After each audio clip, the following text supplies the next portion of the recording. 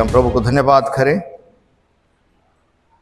धन्यवाद धन्यवाद धन्यवाद ईश्वर दयालु पिता, आज आपके पवित्र राजा घोषित करने का दिन, जो बलमारूम, जो खजूर इतवार के नाम से हम सबों के बीच में मसीह कलीसिया जीएल होकर के हम आपके निकट आते हैं। और इस घड़ी पिता, हम आपके आराधना में से होते हुए उस आज के ठहराए हुए पवित्र वचन में चलना फिरना चाहते हैं पिता।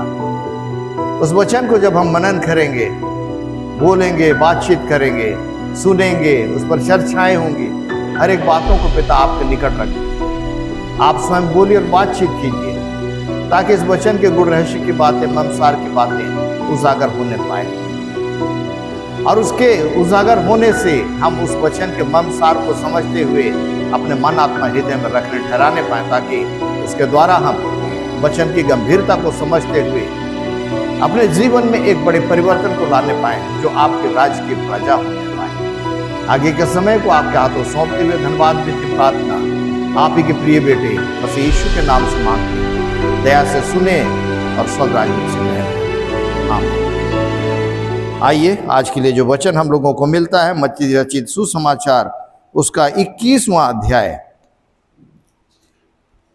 और पद संख्या 21 का 1 से लेकर के 9 पद तक।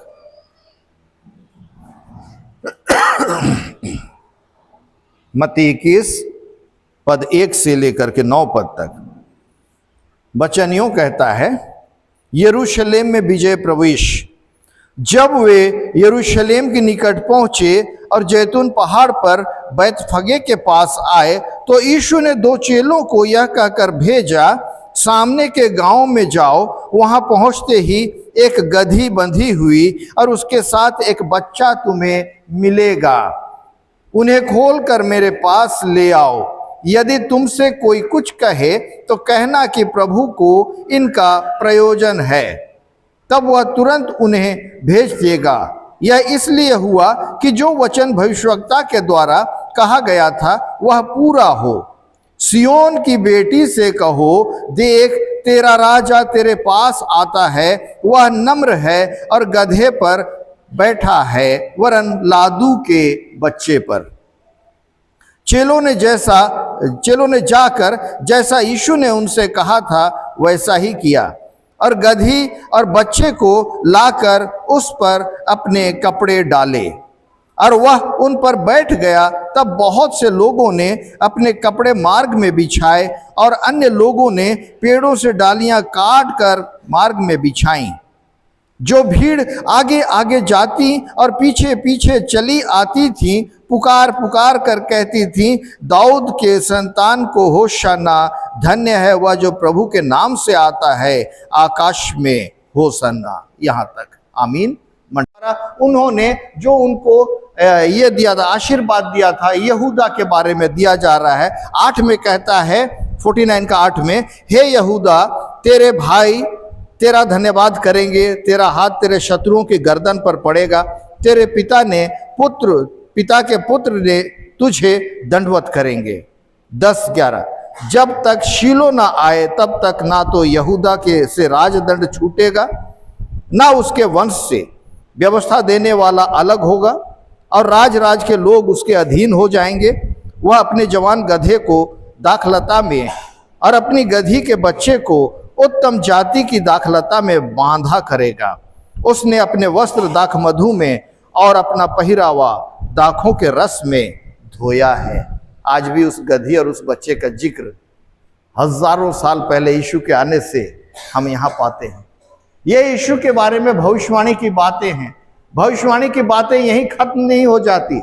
आगे हम देखेंगे, व्यवस्था विवरण की पुस्तक में 18 का 15 में लिखता है, व्यवस्था विवरण 18 का 15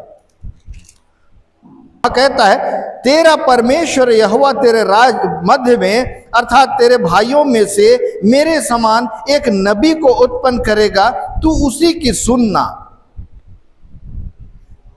हम उत्पत्ति के पुस्तक से चले आ रहे हैं, पुरानी भविष्यवाणी की बातों से चले आ रहे हैं। यीशु का आना यहाँ एक कहेंगे एक्सीडेंटली वो नहीं आया था, या किसी तरह से वो कहीं यहाँ प्रकट हो गए थे, ऐसी बात नहीं थी।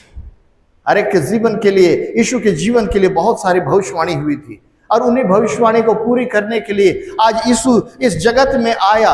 और हम देखते हैं आज वो लगभग अपने जीवन के 3.5 वर्ष पूरे कर चुके हैं अपना सेवा काल का। मसीह क्यों आया, पिता ने क्यों उसको इस जहान में भेजा, और पवित्र आत्मा की अगुवाई में होकर के वो यहाँ आया। और इसी की तरह हम देखते हैं यशायाह नबी की पुस्तक अगर 7:14 को पढ़ेंगे, सबसे ज़्यादा यशायाह नबी हमारे बीच में प्रभु यीशु मसीह का अगुवाई के लिए वचन को देता है। यशायाह 7:14।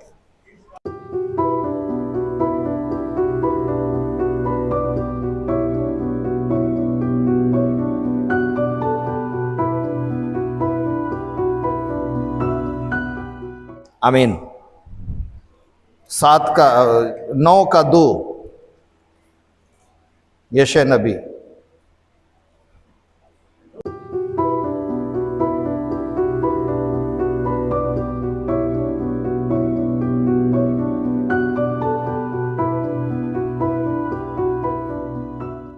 Thank you. इसी का 6 और 7 को भी पढ़ेंगे, 9 का।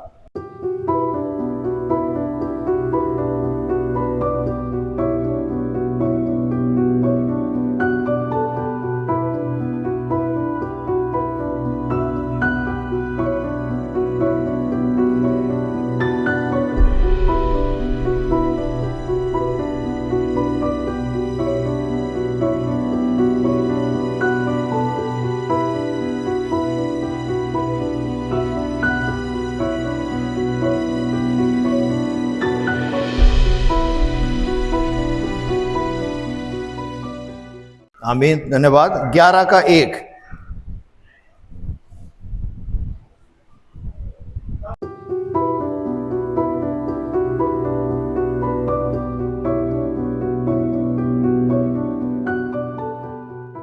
आमीन, धन्यवाद। दानियल के पुस्तक में जाएंगे, दानियल 9:24।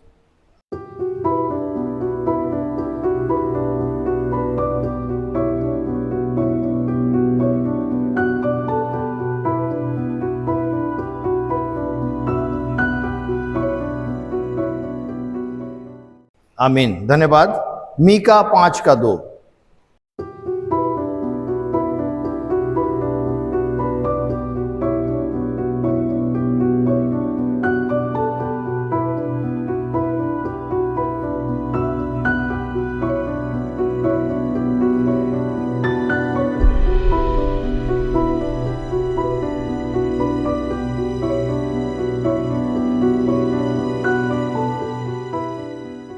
आमीन।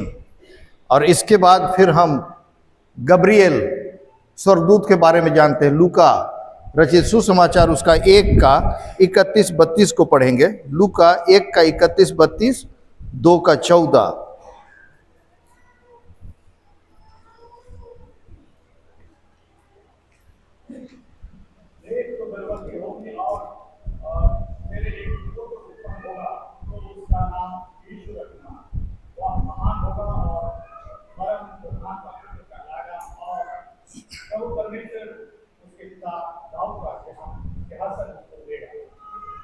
दो का 14।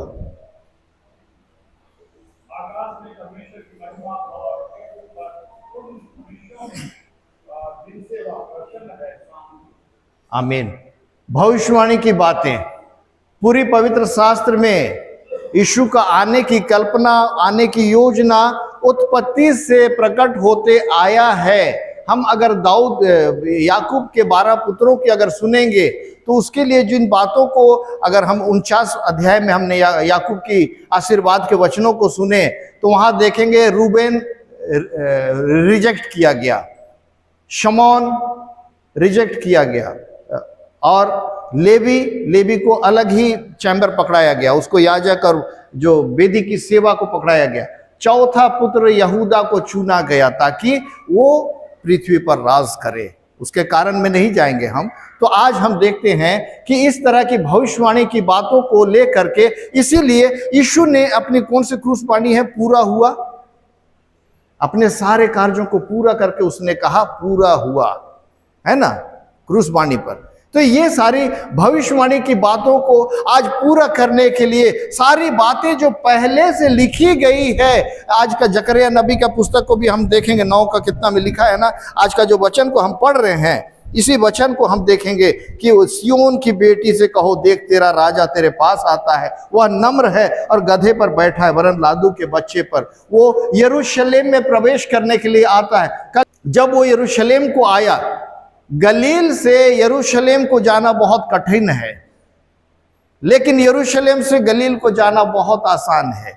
मसीह का क्रूस उठाना, गलील से अगर आप यरूशलेम की यात्रा करते हैं तो प्रभु का क्रूस को उठा के जाना पड़ेगा, और अगर आप यरूशलेम से गलील को जाते हैं तो क्रूस को कहीं पटक दे, कोई मतलब नहीं, आप आसानी से चले जाएंगे, आपको कोई दिक्कत नहीं आएगा। इसके बारे में मैंने 2 गवाही की बातों को भी रखा। अगर आप देखेंगे, जब यीशु यरूशलेम से गलील को यात्रा कर रहा था और सुखार नामक गांव में, सामरिया के नगर में, सामरिया के देश में, वो सामरी स्त्री मिली थी। सभी को मालूम है, यूहन्ना 4 अध्याय में हम पाते हैं। और सामरी स्त्री के साथ जो भी वार्तालाप होता है, और सामरी स्त्री जब आपके अपने भविष्यवाणी की बातों को सुनती है, वो जानती है कि ये जो व्यक्ति मेरे से बात कर रही है कोई साधारण व्यक्ति नहीं है, और इसलिए वो उस पर विश्वास करती है और दौड़े दौड़े अपने गांव को जाती है। वहां से कितना दूर था नहीं बताया गया है, सुखार नगर, वो याकूब का कुआं से, लेकिन दौड़ करके जा करके वहां वो कहती है कि एक भविष्यवक्ता वहां आया है, याकूब के कुआं में बैठा है, और वो सारी बातें जो मैंने की है बता दिया है, कहीं यही मसीह तो नहीं है। एक सामरी स्त्री, यहूदी नहीं थी, लेकिन वो गवाही दे रही, कहीं यही मसीह तो नहीं है। और पूरे उस सुखार नगर के लोग, उस गांव के लोग आकर के यीशु को अपने पास ले गए, और जब यीशु की कथाएं सुने तब कहे कि अब तेरे कहने से नहीं, क्योंकि हमने स्वयं देख लिया है कि ये कोई साधारण व्यक्ति नहीं है। और उसको, यीशु को उन्होंने 2 दिन अपने घर में रखा, अपने गांव में रखा, खिलाया पिलाया, उनका पूरे उनके चेले वेले सब वहां रुके। लेकिन इसी के ऑपोजिट अगर आप जाएंगे, मेरे ख्याल से लूका 9 अध्याय का कल पढ़ा था मैंने, जब यीशु गलील से यरूशलेम को जा रहे थे और उसी सामरिया के देश में यीशु रुके थे और अपने चेलों में से 2 को भेजे, जैसे आज हम गधे के बच्चे को लाने के लिए 2 चेलों को भेजा था, उस दिन भी 2 चेलों को भेजा था कि जाओ और नगर में हमारे ठहरने के लिए व्यवस्था करो। और जब जाकर के वो सामरी लोगों के साथ बातचीत किए तो बोले नहीं नहीं, यरूशलेम जा रहे हैं ना, यहाँ उसके लिए कोई ठहरने की जगह नहीं है। सामरी लोग मना कर दिए थे, और चेले वहां गुस्से में आ गए थे, ये कैसी बातें कर रहे हैं, प्रभु तू आज्ञा दे कि हम कहें और आकाश से आग गिर करके पूरा गांव को तहस नहस कर दे। यीशु ने कहा, तुम कैसी आत्मा के लोग हो, मैं लोगों को प्राणों को हानि नुकसान करने नहीं आया, मैं उनको बचाने आया हूं। और वे फिर किसी दूसरे नगर में चले गए और वहां रुके। ये एक छोटा सा एक गवाही है, वचन में से ही मैं कह रहा हूं कि गलील से यरूशलेम को जाना, उसके क्रूस को उठा करके जाना, कितनी तकलीफ बातें हैं। सामरी लोग क्या बात कर रहे हैं, तू यरूशलेम को जा रहा है इसलिए तेरे यहाँ ठहरने के लिए कोई जगह नहीं है। आज आप कहीं भी कोई शहर में जाते हैं, वो चल रहा है, और इस समय हम देखते हैं कि जैसा उसने 3 भविष्यवाणी करी थी, इसी का 20 अध्याय का उसमें हम पाएंगे, 16 अध्याय का मत्ती, 16 का 21 में, और 17 का 22 से 23 में, और 20 का 17 से 19 में यीशु अपनी मृत्यु के बारे में भविष्यवाणी करता है। 3 भविष्यवाणी उसने करी, 3 भविष्यवाणी। देखो अभी हम यरूशलेम को जा रहे हैं और वहां के सारे 3 भविष्यवाणियों को प्रभु यीशु मसीह ने इस अपने अंतिम दिनों में घोषणा की अपने चेलों के पास, लेकिन उसके चेले इन बातों को समझ नहीं पा रहे थे। ये क्या बोल रहे हैं हमको नहीं मालूम। देखो मैं यरूशलेम को जाता हूं और वहां के पुरनिये, वहां के याजक, वहां के शास्त्री, ये लोग मुझको पकड़ लेंगे, मुझको मारेंगे, पीटेंगे, मुझको ताड़नाएं देंगे, और ये अन्य जाति के हाथों में सौंप देंगे और मुझको मार डालेंगे, और मैं तीसरे दिन जी उठूंगा। यही उसकी भविष्यवाणी की बातें थी। अपने जीवन के लिए वो भविष्यवाणी कर रहा था। और आज उसी के भविष्यवाणी की बातों को जो हमने अभी उत्पत्ति से लेके सारी पुस्तकों में हमने देखा, यहाँ तक कि लूका तक में, जब मरियम गर्भवती हो रही है, उसके पहले गब्रियल दूत भी आकर के उससे मिलता है और उससे कहता है तू गर्भवती होगी और तेरे जो बेटा एक उत्पन्न होगा वो क्या क्या होगा, उसके पास क्या क्या हाथे में कितने पावर होंगे, वो क्या कर सकता है क्या नहीं कर सकता है। और उसी विश्वास में काना नगर में मरियम ने उससे कहा था, इस घर में जो शादी के भोज में गए हुए थे, वो मरियम उससे कहती है घर में दाखरस घट गया है, हे स्त्री मेरा तुझसे क्या काम, मेरा अभी समय नहीं आया है। लेकिन मां जानती थी इसके लिए गब्रियल दूत ने जो कहा है, क्योंकि उसने उसके सामर्थ्य को देखा था, क्योंकि वो पवित्र आत्मा के द्वारा गर्भवती हुई थी, और इसके द्वारा वो सारी बातों को जो गब्रियल ने कहा था, मरियम का विश्वास बढ़ा था। और मरियम जान रही थी कि इसके साथ ये सब हो सकती है, ये सब कुछ कर सकता है, क्योंकि जब चरवाहे उससे मिलने के लिए आए थे, प्रभु यीशु के जन्म की अगर बातों को देखेंगे, चरवाहे उसकी प्रशंसा कर रहे थे कि हमने आकाश में एक तारा देखा था और हम वो चमक करके, और स्वर्गदूत हमको बताए ऐसा ऐसा। वो सिर्फ बातों को सुन रही थी, क्योंकि सारी बातों को पहले ही गब्रियल जो स्वर्गदूत जो है जिब्राइल पहले ही बता दिया था। आज हमें तज्जुब होने की, कोई आश्चर्य होने के लिए या अद्भुत बातें हमारे पास नहीं है, ये सब पूर्व नियोजित बातें हैं, पहले से कही गई बातें हैं और भविष्यवाणी की गई बातें हैं, एक एक बातों को पूरी हो रही है। इसीलिए मरियम ने उससे कहा दाखरस घट गया है, और यीशु ने कहा मटकों को पानी से भर दो। वहां के दासों को कही थी कि ये जो कहे इसकी सुनना, और वही हुआ।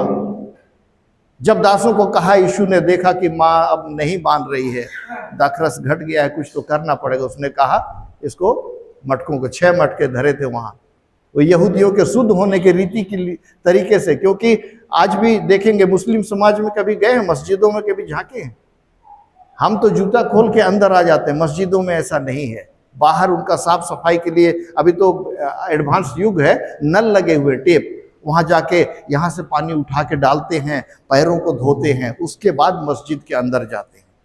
तरीका यही रीति यहूदियों का था। वहां 6 मटके धरे थे, इसको पानी से भर दो। और फिर कहता है कि अब एक दास से कहता है अब इसको लेके प्रधान को चखाओ।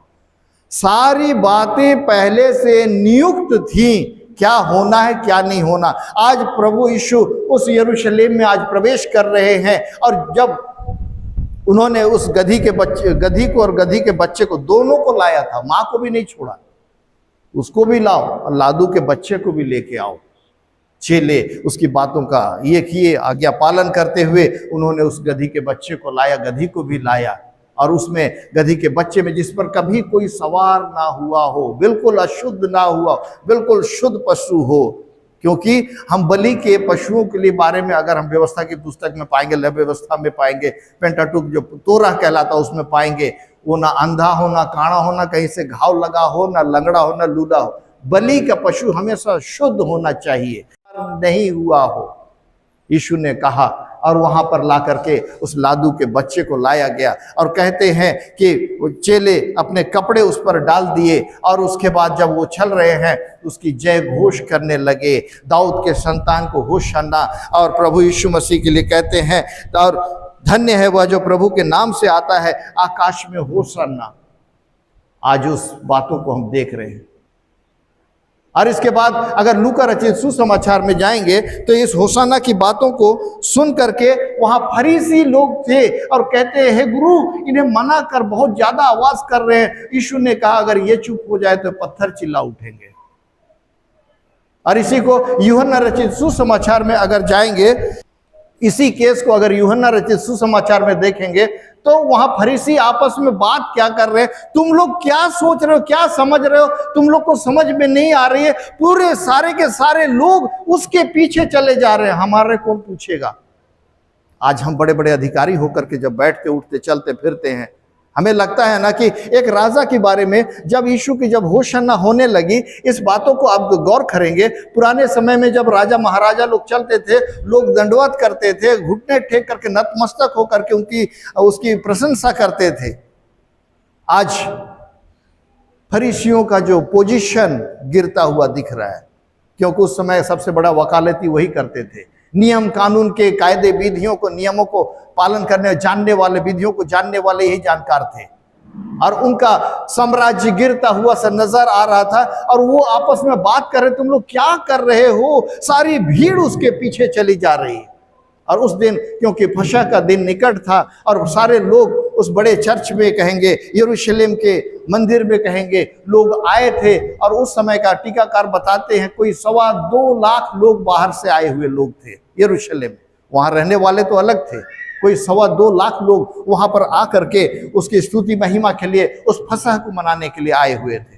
और वे सारे लोग भी इस भीड़ में शामिल हो गए क्योंकि सबको मालूम था ये कौन है, आश्चर्य कर्म करने वाला, अद्भुत कार्यों को करने वाला, मृतकों को जिलाने वाला, मुर्दों को उठाने वाला, रोगियों को चंगा करने वाला। कई सारे आश्चर्य कर्म, बहुत कम हमारे इसमें लिखे हैं आश्चर्य कर्म की बातें। अगर यूहन्ना लिखता है, अगर सारी बातों को अगर लिख दिए तो वो पुस्तक में तो छोड़िए इस जहां में नहीं समाएगा। इतने कार्य किए 3.5 वर्ष के समय में। आज उसी यीशु को आज यरूशलेम में प्रवेश करते हुए हम देख रहे हैं, क्योंकि भविष्यवाणी की बातें थी, उसे पूरा करना आवश्यक था, इसलिए वो आज यरूशलेम में प्रवेश कर रहा है। जबकि 3 भविष्यवाणी उसने स्वयं ने करी कि मैं जाऊंगा और मुझे मारेंगे, पीटेंगे, मुझको बंदी कर लेंगे और बहुत तरह ये मेरे से ठट्ठा उड़ाएंगे और ये करेंगे, कांटों का ताज, कोड़े की मार, और उसके बाद अन्य जातियों का हाथों सौंप दिया जाएगा। मालूम है कोई खुशी और आनंद के साथ, ऐसे जय घोष के साथ अपनी मृत्यु को देखना चाहेगा? फट से जेपी हॉस्पिटल हाईटेक ऊंचाई दवारे जल्दी से डॉक्टर को कॉन्टैक्ट करके मरना नहीं चाहता। और यीशु को इस यात्रा में जाने के पहले कहेंगे जैतून के पहाड़ में, जहां गेत्सेमानी बारी में वो प्रार्थनाएं किया करता था, ओ हियाब देने के लिए एलिया और मूसा उससे बातें करते थे। ये उसकी मृत्यु की बातें कर रहे थे कि तू तो जा तो रहा है यरूशलेम में, तुझे कैसी मृत्यु चाहे मिलेगी, इन बातों को तू समझ ले। और उसे हियाब दे रहे थे कि पिता तेरे साथ है, डरना नहीं। और यीशु जब गेत्सेमानी बारी में अंतिम प्रार्थना करने के लिए गए, तब भी वो प्रार्थना कर रहे थे, जब उसकी पसीने की एक एक बूंदे जो खून की तरह टपक रही थी, और प्रभु विनती कर रहे थे कि हे प्रभु, हे पिता, यदि हो सके तो ये कटोरा को हटा दे, फिर भी मेरी नहीं तेरी इच्छा पूरी हो। ये सब थी। कुल मिलाकर के आखिर प्रभु यीशु मनुष्य थे, मनुष्य के जीवन में पीड़ा, तकलीफ, सारी बातों को उसने झेला।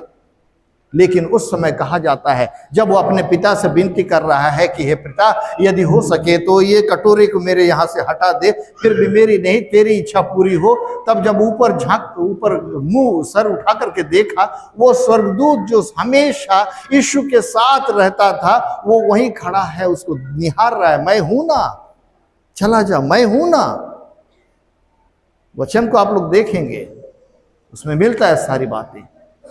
उसको हियाब दे रहा है वो स्वर्गदूत को, मैं हूं तेरे साथ।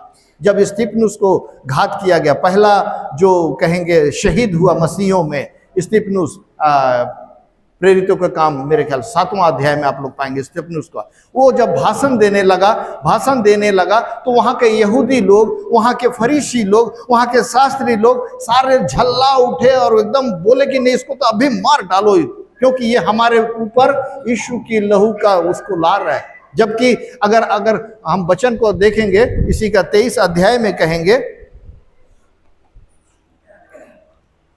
मत्ती का 23 अध्याय में, जब इन्होंने यीशु के लहू के लिए कैसे यहूदियों ने आवाज उठाई थी,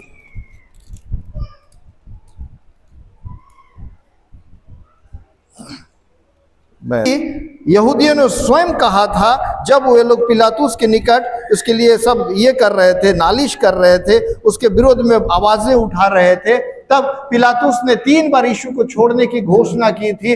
तुम लोग चाहो तो, क्योंकि आज पर्व का त्योहार का दिन है, मैं एक बंदी को छोड़ देता हूं। और आज हमारे पास एक बंदी बरअब्बा तो है, लेकिन इस व्यक्ति पर मैं कोई भी गुनाह को मैं साबित नहीं कर पाया, क्योंकि वो बेकसूर है। कहो तो मैं इसे छोड़ देता हूं, पिटवा करके छोड़ देता हूं। नहीं, प्रभु इसको क्रूस पर चढ़ा और इसका लहू हमारे वंश पर, हमारे यहूदी लोगों ने मांगा था, इसका खून का जो कीमत है ना, हमारे गले पे आए, हमारे कंधे पे, हम उसको सह लेंगे, लेकिन इसको क्रूस पर चढ़ाया जाए, क्योंकि वहां फरीसियों ने पैसे दे रखे थे लोगों को।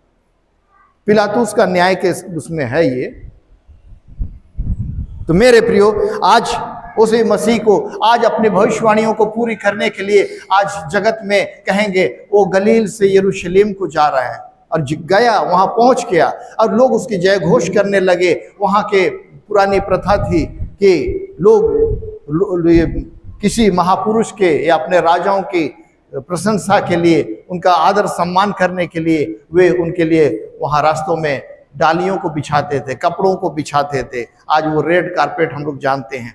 हम लोग अभी बीच में कारपेट तो नहीं डला है, लेकिन अगर डालेंगे, कोई पार्टियों में जाते हैं ना, तो लाल पट्टी एक दरी डला रहता है, हमारा गालीचा कहेंगे उसको, कि हम उसमें पार हों। वही गालीचा के रूप में लोग, धनवान लोग अपने कपड़ों को डालते थे, और गरीब दुखी लोग जिनके पास वो सामर्थ्य नहीं थी, वे पेड़ों की डालियां काटते थे, और उसमें गरीबों ने खजूर की डाली, क्योंकि आज का दिन का नाम ही है पलमरूम, अर्थात खजूर रविवार। खजूर पेड़ को क्यों इतना महत्व दिया गया? खजूर का पेड़ शायद पहले भी मैंने बताया था, जितना ऊपर दिखता है उससे अधिक शायद नीचे रहता है वो, इसलिए बड़ी बड़ी आंधियों को भी वो झेल जाता है, वो कभी गिरता नहीं। दूसरे पेड़ गिर जाते होंगे आंधी तूफान में, आप देखेंगे बहुत भारी विशाल पेड़ है, वो गिर जाती हैं। खजूर का पेड़ नहीं गिरता, पाम ट्री स्पेशली कहेंगे, वो नहीं गिरता। पूरा आंधी तूफान को यूं झुक झुक के वो झेल जाता है, लेकिन वो गिरता नहीं है। इसके पतझड़ नहीं होते। दूसरे पेड़ों में पतझड़ होता है, एक एक पत्ती गिरता है, ये अपनी डाली को नहीं छोड़ता। एक डाली में जितने पत्ते रहते हैं ना, पूरी डाली के साथ वो गिरता है, पतझड़ नहीं होता है इसका, हमेशा हरियाली मिलेगा। और ये रेगिस्तान में बहुत ज्यादा मिलता है, जहां जहां यीशु चले थे। इसके पत्ते आज सभी लाए हैं, सब चुभने वाले हैं, हर एक नहीं चुभते। ये मसीहत का क्वालिटी को बता रहा है, मसीही जीवन कैसा होना चाहिए। कांटे सबके पास है, लेकिन चुभे नहीं किसी को। हाँ, शैतान और दूसरों को हमारा कांटा चुभा सकते हैं, हम अपने बीच में नहीं। इसके पत्ते से बहुत सारे, हम लोग यहाँ तो चटाई भी गूंथते हैं ना, आजकल तो हट गया सब, आज मॉडर्न चटाई सब आ गए, नहीं तो गांव में आज भी वो चटाई है। आप उसको ओढ़ बिछा लो, या सर्दी भरी सर्दी में आप उसको ऊपर ओढ़ लो, एक चादर से आपका काम रात गुजर जाएगी, इतना गर्म होता है उसमें। हम फल को खाते हैं, और जिस बीज को हम फेंक देते हैं वो रेगिस्तान के ऊंटों का, रेगिस्तान का जो जहाज है उनका भोजन है वो। और आप लोग अगर साउथ की ओर जाएंगे, आंध्रा से शुरू हो जाती है, साउथ में वो लोग का जो घर में जो हम लोग तो साल का लकड़ी को लगाते हैं ना, खपरेल कबेलू वाला घर में खपरा, वहाँ पर इसी को चीरा लगा करके, क्योंकि ये सीधा भी रहता है अधिकतर, 4 चीरा लगाते हैं, 4 पीस निकालते हैं, और घर का हर एक को खंभा में वही डलता है, इसमें घुन नहीं लगता। कई सारी बातें हैं। और खजूर का पेड़ बुजुर्ग होने के बावजूद, बूढ़ा भी हो जाता है तो भी वो रस भरी अपना फल को देता है, और जब गिरता है तब तक वो अपने कई सारे पौधों को अपने निकट उत्पन्न करके वो गिरता है। ये उसका खासियत है खजूर के पेड़ का। आज वही खजूर के डाली को हम देख रहे हैं, ये इतना एक कहेंगे ऐसा, इतना सारा ढेर सारा उसमें क्वालिटी है। आज उस खजूर की डाली में आज हम उसी खजूर एतवार को, इसीलिए हम लोग खजूर एतवार पलमरूम कहते हैं इसको। तो आज यीशु एक मसीही जीवन में इन बातों को ढूंढता है। आज पहली बार यीशु मसीह को यहाँ पर राजा करके घोषित किया जा रहा है। इसी को पिलातुस कहता है, क्या तू यहूदियों का राजा है? उसने कहा, मैं नहीं कह रहा, तू कह रहा है। आज राजा करके यही घोषित किया गया। और यरूशलेम, जो कि आज कहेंगे हमारा इजराइल का राष्ट्र ये था, राजधानी था उस समय का, कहेंगे यरूशलेम को ही सबसे बड़ा माना गया था। और यरूशलेम में प्रवेश कर रहा है, अपने राजधानी में प्रवेश कर रहा है एक राजा हो करके, और वहाँ 2.25 लाख लोग आज उसकी प्रशंसा और उसके ये में आज सभी उसको स्वागत कर रहे हैं। भले ही 5 दिन के बाद सारा कुछ पलट जाएगा, क्योंकि संसारिक खेल इससे भी बड़ा होता है, लेकिन प्रभु परमेश्वर का जो कार्य है वो कहीं बड़ा है, कहीं ऊंचा है। आज इतनी सारी भविष्यवाणी की बातों को एक एक करके यीशु पूरा करने के लिए, आज हमारे लिए कहेंगे, अपने जीवन को दान देने के लिए कहेंगे, आज इस जगत में आकर के अपने अंतिम अध्याय को लिख रहा है कि इसके बाद मुझे क्या करने हैं। मैंने बताया था इसके पहले, एक क्रूश, 2 डाकू, 3 कीले, 4 सुसमाचार, 5 तरह के यीशु के शरीर पे घाव, 6 मार्गों से होकर के वो कलवरी पर चढ़ा और 7 धन्य वचन उसने क्रूस पर से कही। आज उन बातों को पूरा करने के लिए उसको पहले ही मालूम है कि मैं जा रहा हूं, किसी पार्टी में नहीं जा रहा हूं, मैं जा रहा हूं, मैं कहीं ऐश करने नहीं जा रहा हूं, मैं जा रहा हूं इस मनुष्य जाति के लिए जो परमेश्वर पिता ने इस मनुष्य जाति को सबसे महान सृष्टि करके रचा है, उसको बचाने के लिए मैं ये काम करने के लिए जा रहा हूं। क्योंकि उसकी कुर्बानी के बगैर हमारा जीवन, हमारा उद्धार का मार्ग, हमारा त्राण का पाना, हमारा अनंत जीवन को पाना संभव कहीं से भी नहीं था। इसी को हम पहले पाठ वचन में हमने पढ़े, फिलिपी का 2 का 5 से 10 में, 5 से 11 में जो हमने पढ़ा है कि किस तरह से प्रभु यीशु मसीह ने अपने आप को कहेंगे, आज अगर जिसने परमेश्वर के स्वरूप में होकर भी परमेश्वर के तिल होने को अपने वश में रखने की वस्तु नहीं समझी। आज किसी धनवान के बेटे को आप पैदल चले जाओ यहाँ से पानपोस तक, कहोगे नहीं जाएगा, फोन करेगा, बेने कहाँ इसलिए ऑटो लेके आना, फलाना कहाँ है, तर गाड़ी लेके आओ, मैं पैदल नहीं चल सकता, मेरे को वहां तक जाना है, धूप बहुत है।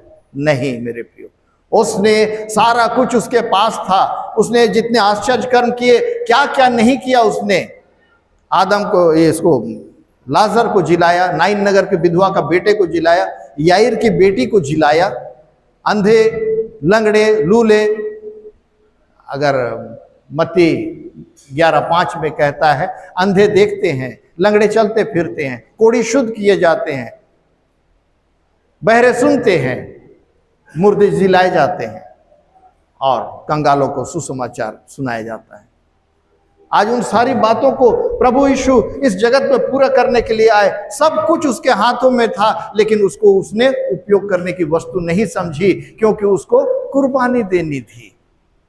अगर मत्ती 26 का 53 को अगर पढ़ेंगे, वहां जब यहूदा इस्करियोती अपने दल बल के साथ यीशु को पकड़ने के लिए आया था जैतून के पहाड़ पर, जहां यीशु विनती कर रहा था, वहां वचन को पढ़ेंगे, वो लिखता है 26 में, मत्ती 26 का 53 में, कि तुम क्या सोचते हो, अभी मैं अपने पिता से विनती करूंगा और वो 12 पलटन से अधिक मेरे लिए इसी घड़ी भेज देगा। यीशु अगर चाहते उस कटोरे को अपने हाथ से हटा सकते थे। यीशु अगर चाहते तो उसी घड़ी विनती करते अपने पिता से और 12 से अधिक पलटन वहां उसके पास भेज देते, और ये छोटे से सेना कहाँ लगती जो इस्करियोती यहूदा अपने साथ कुछ रोमी सिपाहियों को लेके आया था, और शास्त्री फरीसी याजकों को लेकर के आए थे। इनका तो पता ही नहीं चलता वो जैतून के पहाड़ में, क्योंकि रात का अंधेरा था, कहाँ गए पता ही नहीं पड़ता। क्योंकि एक सेना, एक स्वर्गदूत की क्षमताओं आप जानते हैं, इतिहास के पुस्तक में हम पाते हैं, मेरे ख्याल से हिजकिय्या,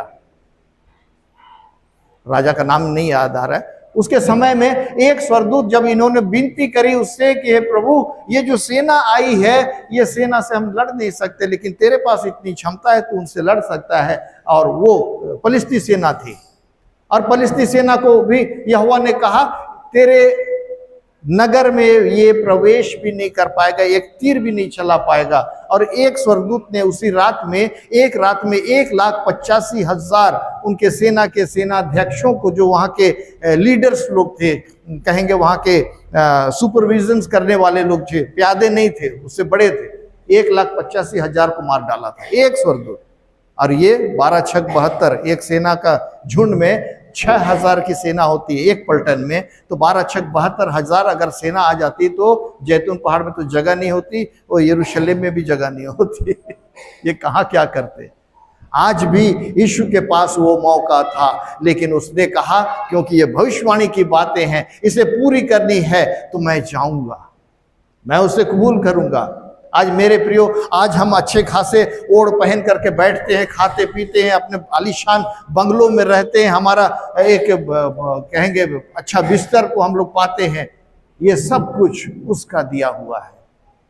इसीलिए आज उसको राजा करके प्रशंसा कर रहे हैं, दाऊद की संतान को का होशाना, और धन्य है वो जो प्रभु यीशु, धन्य है वो जो परमेश्वर के नाम से आता है, उसकी होशाना। और कहता है आज के वचन में, इसीलिए आज कहता है कि वो सब कुछ को अपने जीवन में महसूस करते हुए ग्रहण कर लिया। पहला पाठ वचन में कहता है उसने क्रूस की मृत्यु को भी सह ली। नहीं तो जिस दिन उसको एलिया और मूसा ने दर्शन दिया था, जब ये तीनों आपस में बात कर रहे थे, जब पतरस ने कहा, जब पतरस की आंख खुली, वो तो सोता रहता था, जब उसकी आंख खुली तो कहता है प्रभु अच्छा होगा हम यहाँ 3 मंडप बनाएंगे, एक यीशु के तेरे नाम से, एक एलिया के नाम से, एक मूसा के नाम से। उन्होंने हियाब दे रहे थे। हो सकता अगर प्रभु यीशु मसीह अगर पवित्र आत्मा के सामर्थ्य से नहीं अगुवाई होता तो शायद उस दिन लौट जाते वो। स्तिफनुस भी जब प्रभु यीशु मसीह में आया, मैंने अभी बताया था प्रेरित काम का 7वां अध्याय में, स्तिफनुस भी जब वचन को कहने लगा, पूरे शास्त्र का पूरा इतिहास को कहने लगा, तो लोग झल्ला उठे और क्रोध में कहने लगे कि इसको मारो, इसको मार डालो, क्योंकि इसका जो यीशु का लहू को यह हमारे ऊपर डाल रहा है, हमारे मत्थे डाल रहा है। अरे तुमने तो खुद ने उस मत्थे को लिया था उस यीशु के लहू का आज। और जब हम देखते हैं कि जब पथराव किया जाता है स्तिफनुस के ऊपर, तब स्तिफनुस घुटने टेक करके प्रार्थना करता है प्रभु इनका लेखा ना लेना, और कहता है कि मैं आकाश की ओर घुटने में जब आकाश हुआ और प्रभु यीशु मसीह को, परमेश्वर के पुत्र को उसकी दाहिनी ओर खड़े हुए देखा। आज पूरा स्वर्ग का राज प्रभु यीशु मसीह के साथ है, क्योंकि ऐसे काम करने के लिए जब कोई भी आगे बढ़ता है तो स्वर्ग का राज उसके साथ हो लेता है। और स्वर्ग का राज के जीवन जीने से बहुत आसान है। उनकी विधियों का पालन करना है, नियमों में चलना है और आज्ञाओं को मानना है, इतने ही तो है उसके साथ। निर्गमन 15:26,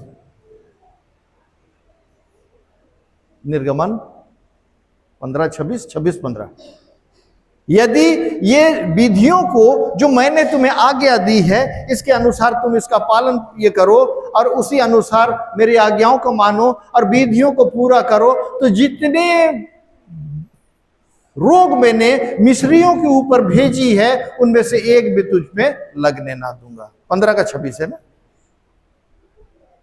तो उसका राज बहुत आसान है उसके साथ जीना।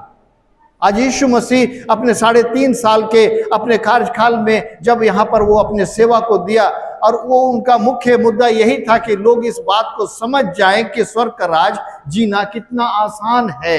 लेकिन हम फिर भी संसार में ट्यूशन करते हैं बच्चों को, जैसे बचपन से एक होता है, स्कूल भेजते हैं, ट्यूशन पढ़ाते हैं, विभिन्न कॉम्पिटिटिव एग्जाम्स में उनको डालते हैं बच्चों को, ताकि अच्छा कॉलेज मिले, अच्छा सीट मिले, अच्छा एजुकेशन मिले और अच्छा डिग्री मिले, अच्छी नौकरी मिले, अच्छी पत्नी मिले।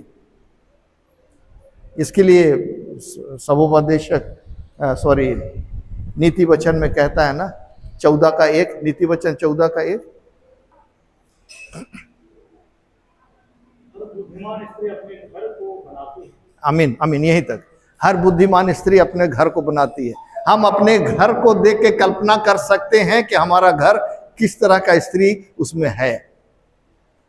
सुलेमान राजा जो सबसे बुद्धिमान राजा था, उसने कहा हर बुद्धिमान स्त्री अपने घर को बनाती है। तो हम अपने बच्चों, अगली पीढ़ी के लिए हम भी, और अपने अगर हम आज जवान है, शादीशुदा नहीं है, तो हमारे लिए भी हम ऐसी कल्पनाएं करते हैं कि एक अच्छी स्त्री मिले, मतलब एक अच्छी नौकरी, एक अच्छी पत्नी और अच्छा लमसम सैलरी, सारा कुछ हो। लेकिन ये सब बातें, उसके लिए संसार में कितनी काबिलियत को हासिल करने के लिए कितना मेहनत लगता है, कितने रुपए पैसे लगते हैं, कितनी अपना समय को गंवाना पड़ता है। अगर आप ईश्वर के साथ हैं, सांसारिक रीति रिवाज को वो पालन करना सही है, लेकिन अगर आप परमेश्वर के साथ हैं ना, ये सारी बातें आपके लिए आसान हो जाता है, संभव हो जाता है कि आप जो भी करोगे सफल होगा। यहोशू 1:8 में कहता है, ये व्यवस्था की पुस्तक तेरे चित्त से कभी उतरने ना पाए, और जैसा इसमें लिखा है अगर तू वैसे ही करेगा तो तू जितने काम में हाथ डालेगा तू सफल होगा, सारे काम तेरे सफल होगा और तू प्रभावशाली व्यक्ति बनेगा। हम व्यवस्था की पुस्तक को एक किनारे रख देते हैं और स्कूली कॉलेज के जो टेक्स्ट बुक्स हैं हम उसको आगे रख देते हैं। इसके लिए सबसे बड़ी गवाही है, 2000 साल हो गया हमारे पास यही पवित्र पुस्तक है, आज भी है। और टेक्स्ट बुक्स आज कितने बदल गए, हम जो पढ़ते थे वो तो पता नहीं कहाँ गया, अब तो बिल्कुल नए आ गए, नए फार्मूले, नए सब कुछ आ गया। तो हमारे को इस पर ज़्यादा भरोसा है या उस स्कूली टेक्स्ट बुक पर? आज इन्हीं बातों को पूरी करने के लिए यीशु उसी स्वर्ग राज की बातों को पूरी करने के लिए और हमें बताने के लिए आया कि मन फिराओ। पहला वचन उसका वही था, मत्ती 4 का 17 में, मन फिराओ क्योंकि स्वर्ग का राज निकट है। और लूका 17 का 21 में लिखता है, जब शास्त्री फरीसी उससे पूछते थे कि स्वर्ग का राज कहाँ है और कैसे आएगा, उसने कहा कोई तुम्हें भरमाने ना पाए कि स्वर्ग का राज यहाँ है कि वहाँ है। और देखो मैं कहता हूँ स्वर्ग का राज तुम्हारे बीच में है। उसे हम स्वयं प्रकट कर सकते हैं। प्रकट कर सकते हैं मतलब हमारे घर में एक प्रार्थना का वेदी हो, हमारे घर में सब प्रार्थना करना जानते हो, पति पत्नी बच्चे माता पिता जितने भी है, एक धार्मिक परिवार। प्रभु यीशु मसीह हमेशा धार्मिकता और सच्चाई के लिए आए और हम आज झूठ का सहारा लेकर के चलते हैं। अगर हम प्रभु यीशु की माने तो वो जो वचनों को हमें दिया है अगर उसके अनुसार हम चले, जैसे यहोशू 1:8 को हमने पढ़ा, यहोशू 1:9 में कहता है कि हिया बांध और दृढ़ हो जा, भय ना खा और तेरा मन कच्चा ना हो, क्योंकि जहां जहां तू जाएगा तेरा परमेश्वर तेरे साथ रहेगा। कब रहेगा? जब हम इसकी बातों में विश्वास करेंगे, हम उसके राज के खोज में रहेंगे। भजन 34 का 10 में कहता है, जवान सिंहों को भी तो भूख, उनको भी भूख लगती है और उनको भी घटी होती है और वे भी भूखे रह जाते हैं, लेकिन यहोवा के खोजियों को किसी भली वस्तु की घटी नहीं होगी। आज अगर हम यहाँ कमियों को गिनाएंगे ना, हर एक के जिम्मा कर रहा हूँ, जमा कर रही हूँ, कई तरह की, हम बुजुर्ग होने के बावजूद आज कहेंगे बचपन पे तो बहुत सारे ऐसे ख्वाब हमारे जीवन में रहते हैं, लेकिन आज भी हमारे जीवन में कमी है। प्रभु का वचन कहता है यहोवा के खोजियों को किसी भली वस्तु की घटी नहीं होगी। भली वस्तु, बुरी वस्तु नहीं, भली वस्तु जो हमें चाहिए। और इसी तरह से यशायाह 40 का 29 में 29, 30, 31 कहता है कि वह थके हुओं को बल देता है, शक्तिहीनों को बहुत सामर्थ देता है। और तरुण तो थकते और गिरते हैं, जवान ठोकर खाते हैं, लेकिन यहोवा के खोजिए नए बल प्राप्त करते जाएंगे। यहोवा के खोजी नए बल प्राप्त करते जाएंगे। वे उकाबों की नाई उड़ेंगे, वे दौड़ेंगे और श्रमित ना होंगे, वे चलेंगे और थकित ना होंगे। यहोवा के खोजी कभी ठोकर नहीं खाएंगे, यहोवा के खोजी कभी गिरेंगे नहीं। इसीलिए भजन संहिता 118 का 8 में कहता है कि यहोवा की शरण लेनी मनुष्य पर भरोसा रखने से उत्तम है। तो मेरे प्रियो, आज यीशु ने आज जो काम को कमाया, जिस बातों को उसने किया, अपने आप को क्रूस की कथा में भी वो शामिल हो गया। आज यरूशलेम गया, ऐसे ही नहीं गया था, किसी पार्टी के लिए नहीं गया था, उसको मालूम था कि वो उसका कुर्बानी आरंभ होना है। और कल से जब हम होली वीक में प्रवेश करेंगे, हर दिन का एक विशेषता है। मंडे को वो कहाँ रहे, किससे बातें किए, किनके साथ चर्चा किए, ट्यूसडे को वो कहाँ कहाँ आर्गुमेंट हुआ, सुलेमान के ओसारे में, सारा उसका एक लिस्ट तय है।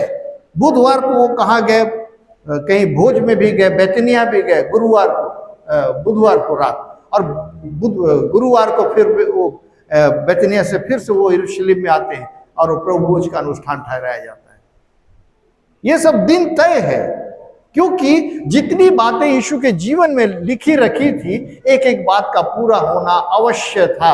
और उन बातों को, पूरी भविष्यवाणी की बातों को आज यीशु ने पूरा कर रहा है। और अंत में कहता है कि आज पहला पाठ वचन में हम सुनते हैं कि जो स्वर्ग में और पृथ्वी पर और पृथ्वी के नीचे वे सब यीशु नीचे हैं, वे सब यीशु के नाम पर घुटना टेके। पहला पाठ वचन फिलिप्पी 5 का 2 का 5 से 11। और परमेश्वर पिता की महिमा के लिए हर एक जीव अंगीकार कर ले कि यीशु मसीह ही प्रभु है। आज इन बातों को बताने के लिए यीशु अपने जीवन को 3.5 साल का सेवा काल में उसने अपना मेन हेडक्वार्टर जो उनका था, हेड ऑफिस जो था, कफरनहूम में था। गलील का झील मालूम है ना, गलील के झील के ऊपर देखेंगे, लेफ्ट हैंड साइड में कफरनहूम है, राइट हैंड साइड में बैतसैदा है, और उसी के ऊपर खुराजीन पहाड़ है जहां पर से पहाड़ी उपदेश दिया। बैतसैदा से हमारे साथ में पतरस, अंद्रियास, ये लोग सब थे।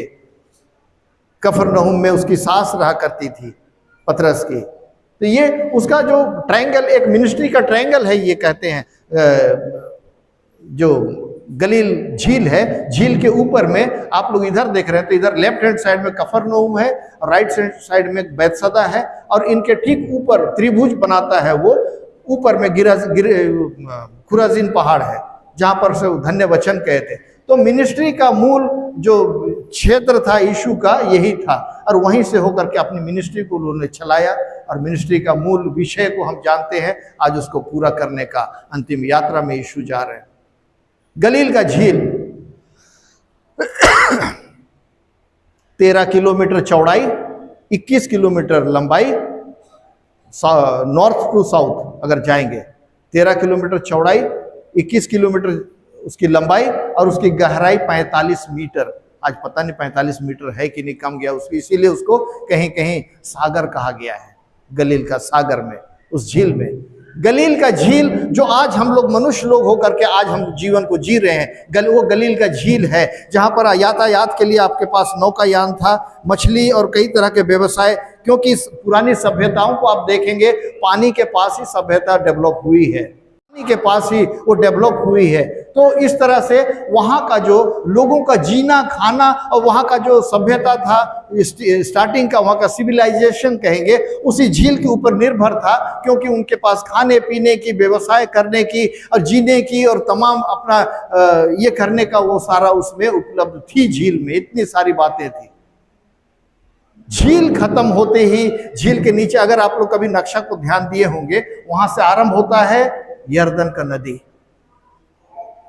यरदन का नदी यानी पवित्र बपतिस्मा, यीशु मसीह का दुख और मृत्यु का जीवन हमें गंभीरता में ले आता है। झील के तमाम चकाचौंध से हमें नीचे उतरते हैं। यरदन का नदी हमें शांत और गंभीर बना देता है कि यीशु का नेचर को हम किस तरह से ग्रहण करेंगे।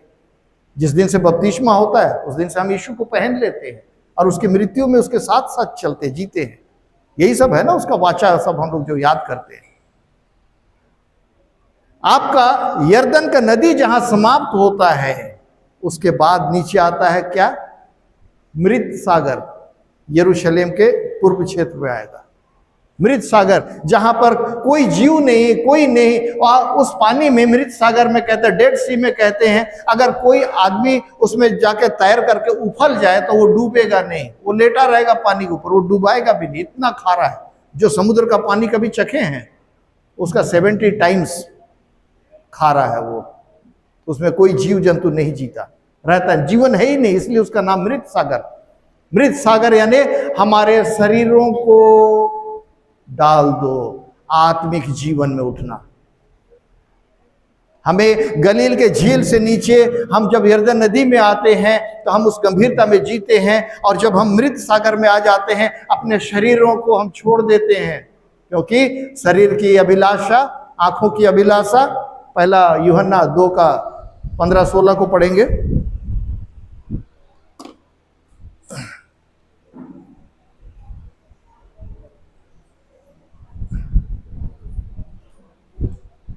सोलह 17, क्योंकि जो कुछ संसार में है अर्थात शरीर की अभिलाषा और आंखों की अभिलाषा और जीविका का घमंड, वह पिता की ओर से नहीं परंतु संसार ही की ओर से है। संसार और उसकी अभिलाषाएं दोनों मिटते जाते हैं, पर जो परमेश्वर की इच्छा पर चलता है वह सर्वदा बना रहेगा। संसार की अभिलाषा, शरीर की अभिलाषा, आंखों की अभिलाषा, ये सब संसारिक बातें, यही खत्म हो जाएगा।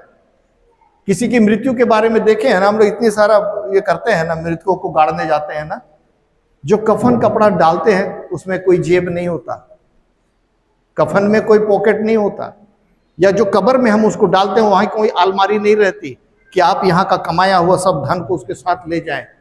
एक कोटो मैं किसी को नहीं दूंगा, मैं सब लेके चला जाऊंगा। अय्यूब कहता है मैं नंगा ही अपनी माँ के ये से पेट से आया था और मुझे नंगा ही जाना है। आज हम किस लिए इतना धन संपत्ति अबेर के रख रहे हैं? अगर हमारे पास ज्यादा है तो आपका सुख चैन छीन जाएगा, चोरी डकैती, कई सारे उपाय करने पड़ेंगे। आज तो सीसीटीवी और कई सारे उपाय हैं, है ना, फिर भी चैन नहीं आएगा। कहीं जरा सा आवाज आए, कोई घुसा तो नहीं, क्योंकि घर में धन संपत्ति रखा है। एक गरीब की बातें करें, हम यहाँ बिजला टोला में मैं रहता हूँ, कभी कभी प्रेयर के लिए हम किसी घर में जाते हैं। ये है, उनको किसी का डर ना, सांप बिच्छू कीड़े मकोड़े, ना चोर आएगा क्या ले जाएगा, कुछ है ही नहीं घर में। शरीर को जिस दिन हम छोड़ देते हैं, हम आत्मिक जीवन में आ जाते हैं, वहीं से हमारा स्वर्गीय जीवन आरंभ होता है, क्योंकि परमेश्वर शरीर के लिए नहीं आत्मा के लिए आया है। सबोपदेशक 12:7 में कहता है, मिट्टी तो मिट्टी में मिल जाएगा और आत्मा जिसे परमेश्वर ने दिया है उसके पास लौट जाएगी। शरीर का वहां कोई मोल नहीं, कोई भाव नहीं, कोई उसका ये नहीं है। शरीर का काम शरीर के साथ यही मिट जाएगा, खत्म। और हम लोग वहां उसको कब्र में लेकर दफना देंगे, 2 दिन हाय तौबा करेंगे, बात खत्म, गेला गेला। अब बातें सब नए शुरू से, 4 दिन की दुख पीड़ा, उसके बाद फिर वही, वो तो चला गया, अब सब भूल जाओ। मेरे प्रियो, आज यीशु मसीह पहली बार राजा कहला करके यरूशलेम में प्रवेश किए, तो उसके इरादों को हमको समझना है। किस इरादे से वो यहाँ आए थे कि अपने लोगों को किस तरह से बचा करके वो उसके सुखद जीवन में ले जाएं। मैं पिता के पास जाता हूं कि तुम्हारे लिए घर तैयार करो, कि जहां मैं रहूं वहां तुम भी मेरे साथ रहो। अगर हम यीशु के साथ नहीं हैं तो हम किसके साथ हैं? 2 ही तो मार्ग हैं, या तो यीशु या तो शैतान। शैतान हमको कहां ले जाएगा? आग के भट्ठे में। यीशु कहां ले जाएगा हमको? स्वर्ग के राज में। दोनों बातें खुली किताबें हैं। आज इसीलिए बहुत सारी बातें हैं। अभी हमें इन बातों को अपने आप में न्याय करना है कि मैं कहाँ हूं, क्या मैं यीशु के साथ हूं, क्या यीशु मेरे साथ हैं? याकूब 4:7 में कहता है, तुम परमेश्वर के निकट आओ तो वह भी तुम्हारे निकट आएगा। हम परमेश्वर के निकट आएंगे, परमेश्वर भी हमारे निकट आएगा। हम उसके निकट नहीं जाएंगे, वो भी नहीं आएगा। ये दूरी ऐसी बढ़ जाएगी। पहले कदम हमको बढ़ाना है। और 6 में या 7 में कहता है, तुम परमेश्वर के निकट में आओ और उसके साथ हो तो शैतान तुम्हारे से भाग जाएगा। याकूब 4:7 और 8 है, तुम परमेश्वर के निकट आओ तो वह तुम्हारे निकट आएगा, उसके बलवंत हाथ के नीचे आ जाओ। इसलिए परमेश्वर के अधीन हो जाओ और शैतान का सामना करो तो वह तुम्हारे पास से भाग निकलेगा। ये भी बहुत बड़ी बात है। तब तक शैतान ढीठ हमारे पास से नहीं जाएगा जब तक परमेश्वर की सामर्थ हमारे साथ ना हो। परमेश्वर के बलवंत हाथ के नीचे आएंगे तो और हम शैतान का सामना करेंगे। प्रतिदिन हमारा शैतान के साथ सामना होता है। कौन किस तरह से सामना करते हैं ये सबका अलग अलग है, लेकिन हम सामना तो करते ही हैं। और उससे हमें लड़ने के लिए हमें परमेश्वर पिता का बलवंत हाथ के नीचे उसके वचन के साथ चलना होगा। और उसी के नीचे कहता है कि तुम परमेश्वर के निकट आओ तो वो भी तुम्हारे निकट आएगा। और 10 में कहता है, परमेश्वर के निकट अपने आप को दीन करके रखो तो वो तुम्हें शिरोमणि ठहराएगा। आज इसीलिए यीशु ने गधे को चुना। उसने गधे के बच्चे लादू को चुना, नहीं तो वो घोड़े मंगा लेता, हाथी मंगा लेता, ऊंट मंगा लेता, सब तो थे वहां। लेकिन ये सब थोड़े से अपने कैरेक्टर में कहेंगे ऊंच नीच है उनमें। गधे ही एक नम्र, जो पहाड़ी उपदेश को आप लोग सुने होंगे ना, धन्य है वे जो दीन है, धन्य है वे जो नम्र हैं, धन्य है वे जो मेल कराने वाले, धन्य है वे जो भूखे और प्यासे हैं धर्म के, धन्य है। ये सारे जो धन्य कथा और जो कैरेक्टर दिया गया, नम्र, दीन और शोक और ये में पड़े हुए लोग, यही कैरेक्टर है एक गधे का। बिलाम ने बेचारे को कितना हंटर मार दिया था। अभी मार डालूंगा ये गधे को, मेरे को इधर जाना है और उधर ले जा रहा है, एक दीवार में लेके मेरे को चिपका दिया। बिलाम को जानते हैं ना? बिलाम जिसको श्राप दे दे वो आदमी नष्ट हो जाता था, और जिसको आशीर्वाद दे दे वो धन्य हो जाता था। वो बिलाम जिसको कि उसने बुलाया था, क्या नाम, अभी एकदम नाम है, बिलाम। उसकी गधी बाद में, जब गधी को गधा, उसके जो गधी है वो देख रही है कि सामने नंगी तलवार लेकर के स्वर्गदूत खड़ा है कि अब मार डाले, वो कहाँ जाएगी, उसको तो दिख रहा है। अब बिलाम को क्या मालूम, वो तो याकूब के वंश को श्राप देने के लिए चला था। लेकिन जब गधा बोलने लग गई, गधी, अरे अरे गधी मेरे से बात, मेरे को 3 बार तू मारा, क्यों मारा? मैं तो देख रही हूँ आगे स्वर्गदूत खड़ा है, अभी ले जाऊंगे तो मैं तो जाऊंगी, तू भी जाएगा। मेरे प्रियो, हमारे जीवन में कई बार हम जब गलत मार्गों में चलते हैं, इसी तरह से परमेश्वर हमें खटखटाता है कि बेटा गलत जा रहे हो, बेटी गलत जा रही हो, ये रास्ता वो नहीं है। आज भी उस चौराहों पर खड़े होकर यिर्मयाह 6:16 में कहता है, रास्तों पे जाओ, चौराहों पे खड़े होकर के वहां के लोगों से पूछो कि प्राचीन काल का अच्छा मार्ग कौन सा है और उसी में चलो। लेकिन तुमने क्या कहा, हमें इसमें नहीं चलना है। यिर्मयाह 6:16 में है ये वचन। आज अगर हम उसके मार्ग में चल रहे हैं तो हमारे लिए जो संसार की जो खुशी और आनंद की बातें जो यीशु हमारे देने के लिए आज उस कुर्बानी के मार्ग में है, वो सारी बातों को हम हासिल कर सकते हैं। हमें हाय तौबा और हाय हाय वाला जीवन से हम बाहर निकल जाएंगे और हम दूसरों के लिए शांति का कारण ठहरेंगे, दूसरों के लिए हम उद्धार का कारण ठहरेंगे, हम दूसरों के लिए आशीष का कारण ठहरेंगे। हम दूसरों के लिए कोई क्या बहेलिया वाला जाल नहीं लगाएंगे। अगर कोई तुझे एक थप्पड़ मारे तो उसको दूसरा गाल भी दिखा देना। धन्यवाद देते हैं आज हम इस पलमरूम में हैं कि आज हमने उसकी जो वचन का जो गंभीरता की बातें हैं आज हमारे लिए जो दिया, आज उस भविष्यवाणी को पूरा करने के लिए हमें दिया है। मनुष्य के लिए भी भविष्यवाणियां हुई हैं। सारे प्रतिज्ञा वचन को अगर देखेंगे तो आज हम उस भविष्यवाणी के आधार पर हम कहां पर हैं। कभी बोलेंगे तो मैं उसका भी चिट्ठा, जितने प्रतिज्ञा वचन है मैं लगभग 3127 किसी ने प्रतिज्ञा वचन जो दिया है ना, मत डर क्योंकि मैं तेरे संग हूं, यहाँ वहां मत था क्योंकि मैं तेरा परमेश्वर हूं, मैं तुझे दृढ़ करूंगा, मैं तेरी सहायता करूंगा और अपने धर्म में दाहिने हाथों से बचाए रखूंगा, संभाले रखूंगा। यशायाह 41:10। इस तरह का जो प्रतिज्ञा वचन हम मनुष्यों के लिए लिखी गई है, पूरे पवित्र शास्त्र में 3127 बार लिखी गई है। अगर इस वचन को अगर हम अपने जीवन में रोज एक वचन को लेकर के अगर वो उसको हम अपने जीवन में साकार कर लेते हैं तो लगभग 10 साल आपके ऐसे ही निकल गए और 10 साल में आपका जीवन वो स्वर्गीय जीवन से कम नहीं होगा।